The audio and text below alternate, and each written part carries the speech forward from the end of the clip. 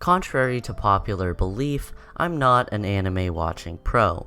Unlike some people, I can't speedrun whole seasons of shows in a day, and sometimes after finishing a heavily story-driven show, I'll just stop watching anime for a few days. But the fastest way to get back into anime that I found was to watch an anime that is just pure fun. No in-depth plot, no emotional stories, just cute anime girls and epic fights. The essentials. And so, I usually start watching some shonen stuff. But this time, I didn't. This time, I watched Dr. Stone. Dr. Stone is about the world ending, and everyone turning into stone. And in case you didn't notice, that's the title. That's why the show is called Dr. Stone. They turn into... that's the title. Thousands of years later, our main character Senku wakes up to find that the rest of the world is overgrown and everyone is still stone. Senku then finds a chemical that can be used to revive people, and he uses it on the strongest person he can find, because he's a little weak science boy that has no chance of defending himself. Kind of like me, except not the science part. So, the person he chooses to revive is Tsukasa, an extremely strong high school student and a prime example of teenagers in anime. Like, come on, you cannot tell me this guy, built like this, is a teenager. That does not add up, that's not real. Senku wants to rebuild the world with the help of science, with Tsukasa at his side. But this doesn't end up working out, as Tsukasa believes in rebuilding a world based around physical strength. And so they split up, with Senku teaming up with the people of a nearby village to create the Science Empire, and Tsukasa, having taken the revival chemical, builds his army by reviving the strongest people he can find. So at this point, I'm sure you can see what the show is about. It's basically a battle between science and physical strength, and honestly, it makes for a pretty interesting conflict. The biggest problem I have with the plot is how they handle Tsukasa and his approach to rebuilding the world. I think the idea of science versus strength is good, but it's very clear which side they want you to root for.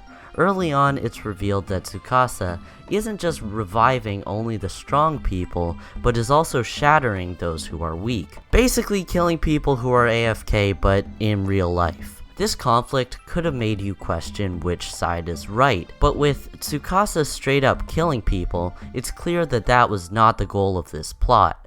But honestly, I'm okay with the story not being perfect, because this isn't what makes the show so fun. No, the fun comes with the science itself. With the final goal of defeating Tsukasa, Senku and his large cast of friends must do science to handle all the challenges they face. Seeing everything come together in a clever way to make a crazy science invention is great, and the characters work really well here. With Senku being the only one who really knows what's going on, you get to find out his plan as the characters do. There's something so fun about seeing characters I like react to his inventions, and there's something so satisfying about seeing him use the resources around him to create modern day technology. Basically, I'm saying science is really cool, and this is coming from someone who forgets everything from science class. Also, I've heard that the show is, for the most part, pretty accurate with its science, which I think is just a nice touch. You would think with such a large cast of characters that many of them wouldn't be fleshed out, and I'm here to tell you that that is indeed the case. Most of the characters are not that deep, and like I said before, kind of just exist to react to Senku's science stuff. The biggest reason why it's okay that the characters are not that deep